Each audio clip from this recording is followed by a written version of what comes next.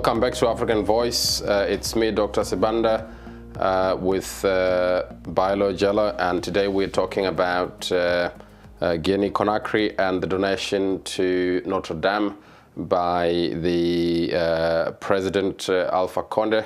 On the other side of this show, we talked about the possible reasons why the President has made this donation, and we've provided a context in terms of where this money is coming from, going into a much richer country in France, and we looked at how the French themselves certainly have continued to play an important role in African politics, especially in that region of the continent. Mr. Bailo Jella told us very clearly about the situation in the country in terms of infrastructure. That's not up to standard in terms of the state of the economy, the roads, and the general life of the people in the country. Mr. Bailo Jella, you were going to provide some more context here of the situation as it refers to the relationship between the President and France. You want to take it up from there? Yeah, sure. As I was saying earlier, France has got a big influence in the country. But if you look at the country as a whole, even though I've said Guinea is a very poor country, but in terms of natural resources, the country is one of the richest in the world. Yeah. The country is the second largest producer of bauxite in the world after Australia. If you look at Australia today in comparison, and where Guinea is, you know, you can't even compare them. Yeah. Likewise, the country has got gold, they've got diamonds, and they've got forest, they've got rivers, right? So for that country to be where it is right now, something is definitely wrong. And the thing that is wrong, it is the management. And from top to bottom, things are not going the way it should be. And with France, all they are looking is their own interests, which I cannot blame any colonial power or any Western country or China, as some people are saying it now, to say they are looting our countries. They are not looting our countries. We Africans or our leaders are looting our own countries or our resources and bringing it here. The reason why I said so, some of these countries that are coming to Africa, most recently China, they are coming with their intention. Their intention is to benefit their country or to benefit their own people. Whereas our own leaders are not there to benefit our own people or to benefit our own countries. If you look at many African countries, we are blessed with these natural resources. But these what we've got, we don't show for them. Yeah. It's only countries maybe like Tanzania or Botswana that you see a little bit. But apart from those, or maybe Ghana now, but countries like Guinea, Nigeria, the corruption is so rift. So the corruption in Guinea is so massive that it will need like a strong leader that can come in, a leader that can start from the beginning and change the whole system for it to go, or for it to be where it should be. Mr. Bailo, you just went straight into my next question there, and you provided a quite, I think, a compelling argument here. I was gonna talk about what I thought would be French corruption, which is that the French are sort of colluding behind the doors with the elitists in Africa, the presidents, in order to maintain the status quo in which they continue to control the important aspects of the economies of these countries in Africa. But you're absolutely right, and you're on the money when you say that, in fact, this control by the French is going to continue for as long as we do not have leaders that have the mantle of leadership and are able to create full independence instead of, and you talked about this earlier on when you talked about the movement from slavery into colonization, and that again being transitioned into imperialism and so forth. And I think that speaks to that, and I agree with you that it will be pointless to begrudge the French for looking after their own interest. It will be senseless in a world mailed out of political and economic competition to begrudge the Chinese for going into Africa to pursue their own interests. What we are seeing here is an African leader who does not understand that the African people, the people in his own country, have and must have their own interests. They must have the interest to develop further. They must have the interest to build infrastructure. And I think that you're making that point succinctly. But let's move forward, because you raised another important question here. The question of these countries like Guinea Conakry that are endowed, to a certain extent blessed with a lot of resources. And you make a mention of Nigeria, you make a mention of Ghana. I see you left out, of course you're not giving a full list, but there are other countries like Sudan, a lot of oil, a lot of resources. You have Senegal doing fairly well. And yes, Tanzania has been very lucky with a pragmatic sort of president.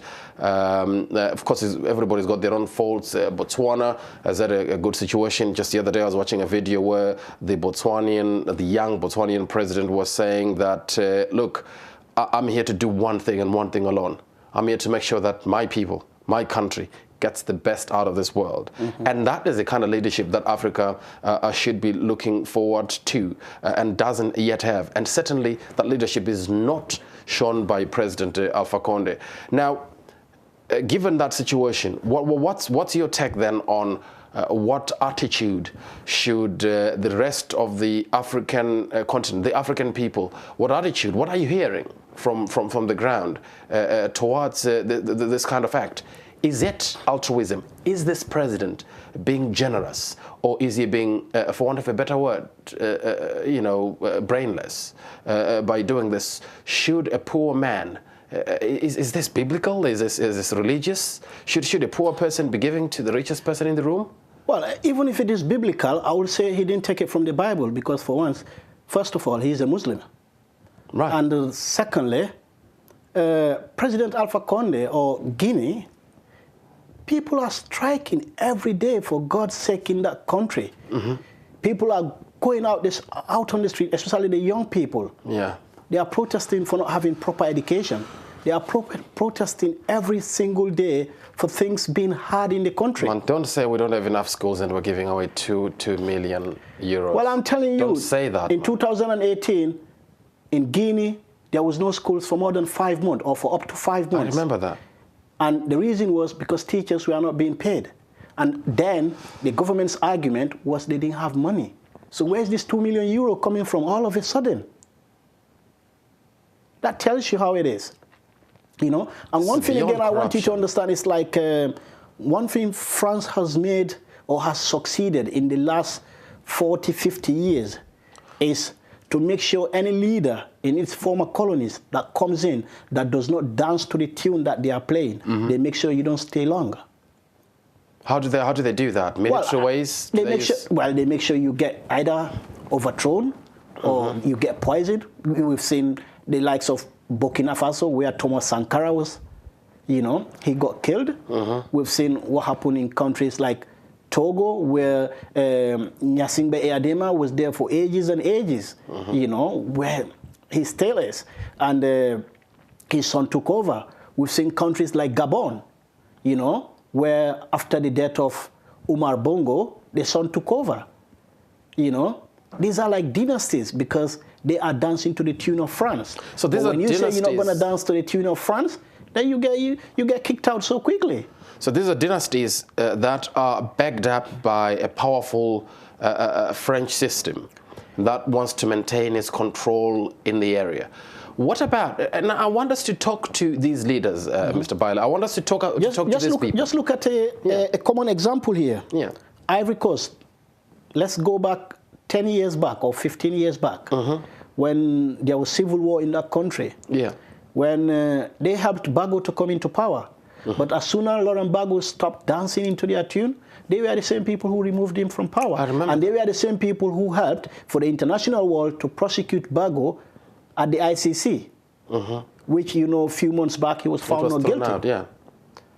You can see that they're using their power here so given that, then should we be putting pressure on the French or on the church as a people to say, let that money be returned? The French and the church should find other means to fund the recovery from this disaster, other than money that's taken from the poorest of the poorest people on earth. For people who are struggling to make ends meet every day, there is no place in the church for this kind of behavior. There shouldn't be, in any religion, a place for extravagancy by leaders of societies that are struggling. Sure, definitely. I believe here, if you look at what the Bible will preach, or Christianity, it will tell you have to feed human beings, or you will have to feel sorry for humanity. And if you look at Notre Dame, as much as it is important, I'm not saying it's not important. Of course. But if people are starving in other countries, whereas, like, example, Guinea, I'm not going to talk about other countries that I don't know. I'm not saying people are kind of running on the street every day not having anything to eat. But my point is, things are hard in the country. Exactly. People are living under $1 a day. There are certain places where people don't have anything to eat at all. So it will be logical for France or for the church itself to say, look, we are getting donations from richer people or from richer countries. Yes, we appreciate your donation, but try to sort out your own problems at home first. I.e., there are many people, as we speak, who are who are homeless in Conakry because their houses have been destroyed by the government, which I'm not saying the government was wrong or right. My point is, because according to the government, they were built illegally. I'm not here to argue on that. But some of those who built it legally, because all those people that built there, or many of them, would have had documents from the government to say, okay, you've bought this land, you can come and build. So at least give some of those people some of the money, or give them another land, give them another place where they can go and start rebuilding their lives again. Or help the country get clean water. There are certain places in Conakry where there is no tap water running. And we're giving away 2 million. Tankers. Some places it is tankers that delivers water. And the area where I live is one of those that are affected. They come in the Ratoma area, where tankers have to bring water for people. You know, certain times when electricity comes, you hear everybody shouting, "Yay!" That's like to celebrate, to say light is here. 2019.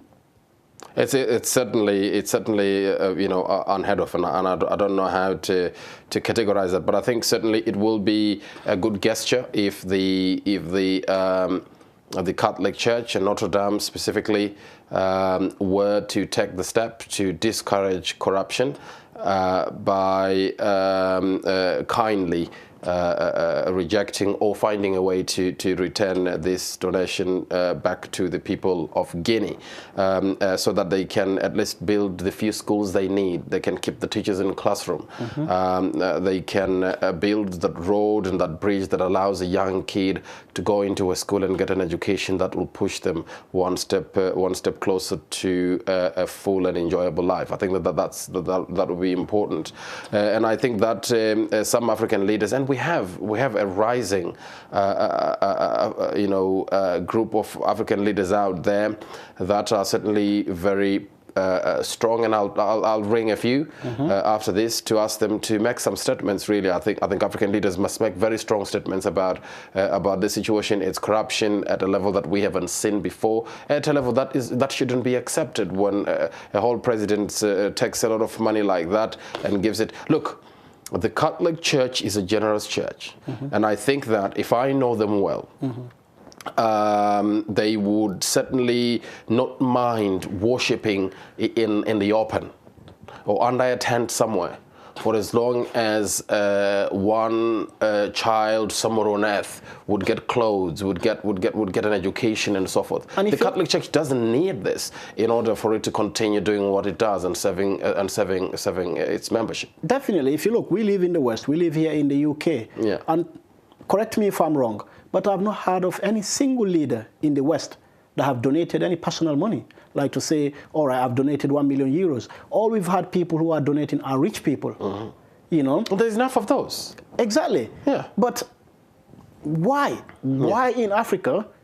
And to be honest, in Africa as well. Is it because the only rich people in Africa are presidents? You know, that might be one of the reasons. But to be honest, also, in Africa, the only president I've heard of donating is two. It's the Guinea president and the Moroccan king. But in comparison as well, you cannot compare Morocco and Guinea. Morocco is far developed compared to Guinea. All these other African leaders, what I've heard is condolences that they've sent, sympathize with the French, you know. And also a traditional leader in Ivory Coast who said they're going to donate financially, but they've not made it clear how much they're going to donate, which I believe it will not be nowhere near to what Guinea has said. I'm an African, and I have made my donations as an individual, and my donations would not have made a huge difference to anybody. And I've matched my donations to the church with donations to people affected by Cyclone Idai in Zimbabwe. So that is to say, I understand that both places sort of suffered something, but I donated to the church in the small way I could, partly because I live in Europe and I could spare you could afford it. Yes, I could afford it. But certainly, if I was president of any country in Africa that's not as rich, I would not have been able to afford that. But let's talk about the political situation in the country. Do we have any opposition leaders in Guinea-Conakry, and what are they doing? What are they saying about the situation? Well, there are political leaders. If you remember, last year, I was lucky to speak to one of the main opposition leaders, Cellou Dalein Diallo. He is there, but you being from the opposition, you will know more than I do. African opposition, sometimes they are limited in what they do. The reason being because whosoever is in government, you are backed by the military or you are backed by the police. And to be honest with the main opposition leaders, Cellou Dalein, or the opposition parties in the country, they've tried their best. Since this government came into power, they've not rested. They've been having protest after protest, which is the excuse of the government as well, to say, look, the opposition are always bringing the country into standstill, so we are not being able to attract investors because people are protesting every day. You are always calling people out on the street. You know? Yeah. As I speak to you here, even most recently, there was a protest in some parts of the country. The reason for what I told you, that the rumor of him wanting a third term, or people printing T-shirts to say, we want a third term. You know, and the other time as well, a few months back, there was a protest where even the main opposition leader, his convoy was shot at, but luckily he escaped. You know, he was uninjured, but his car was damaged, and that kind of thing. So the opposition leaders have been trying, but to be honest, they are limitless with what they can do. Yeah, but look, I understand the limitations of opposition politics in Africa because, you know, it's a complete winner-take-all situation where the ruling party does not even want to or can't even think about consulting or working with the opposition. It's different from politics in the other parts of the world where opposition political parties will continue to have some access to influencing the government through the different institutions of state. Such as parliament and you know, parliamentary committees and you know, constitutional commissions, etc. These aren't affected heavily in Africa, so I get that. But I think that given what we've seen here, the 2 million that's been given away in euros, I think that the opposition political parties need to work extra hard to just conscientize the population and to let the rest of the world, because I think that this matter has not been discussed, given sufficient attention in the media and elsewhere, mainstream media. I think it should be done, and it's fortunate that here in Sheffield we've been able to focus on this subject and to look at the impact that this has on humanity as a whole. The suffering of the people in Guinea is not the problem of the people in Guinea. it is my problem, it is your problem, it affects the trajectory of the earth we live in. It is not those people that are suffering, it is humanity that is suffering. It is a denigration of our own race as human beings. So I think it is important that we look at that. Having said that, Mr. Bailo, there are other things here at play. Is there anything you can find in your thinking that can somehow excuse? Could we say that maybe this is a strategic posture by President Alpha Conde to kind of get something for the country here? Could this be some clever move? Is there something that we're not seeing here in this rather bizarre gesture? Well, we hope it is, but in our experience, or from past experience, that's not the case. Because from what we've seen in the last 50 years, we've not been seeing anything coming in. It's just things going out. Yeah. So years and years, they are just exporting instead of importing. Yeah. When I say exporting, I mean they are coming in, taking the resources out, but we've not seen anything coming back in exchange. Yeah. Don't get me wrong. In the past couple of years, it's done a bit, but that bit as well is building expensive hotels where you and I cannot afford to stay. Those hotels are for the rich people, or building houses for mortgages where the ordinary man cannot afford those mortgages. And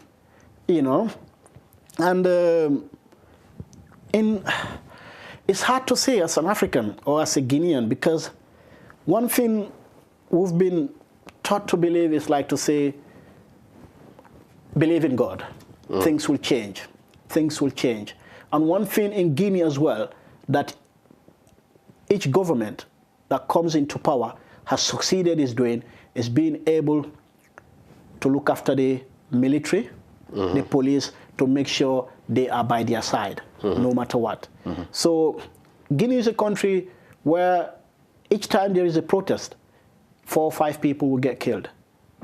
So as such, people are scared of going out, even though they are trying hard. They are confronting things.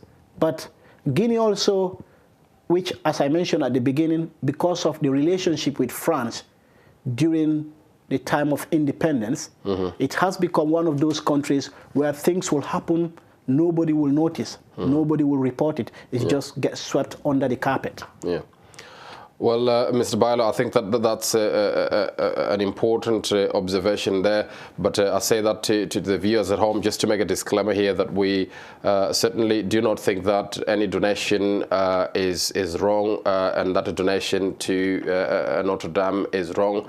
The point that we're making is that a donation from a person who runs a country that can hardly make ends meet is certainly not matched by reason. And an appeal to President Alpha Conde is that it makes no sense. It is ludicrous to do this. What could have been done is to take that money and build roads in the country and do things that move the country forward. I certainly cannot find any way to excuse such a huge donation from an African country. That is a lot of people that are suffering.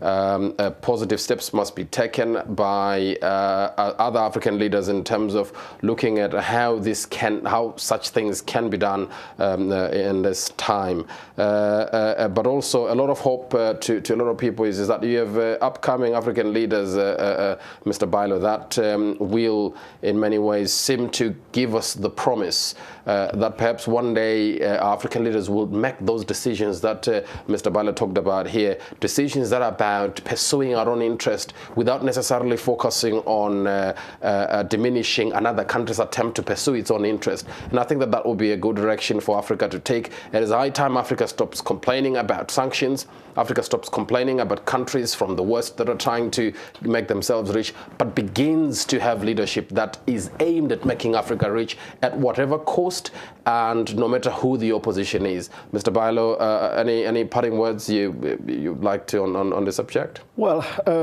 you've hit the nails where it should be hit, and I believe that's what we need in Africa. We need young leaders who will come, who are bold enough to say, look, enough is enough. We need to start doing the right thing And right now, Africa, it is the right time for us to start doing the right things. We hope and pray that will continue. Thank you very much. That's Mr. Balojela with me, Dr. Sibanda on African Voices on Sheffield Live. Thank you for watching, and I'll see you next week.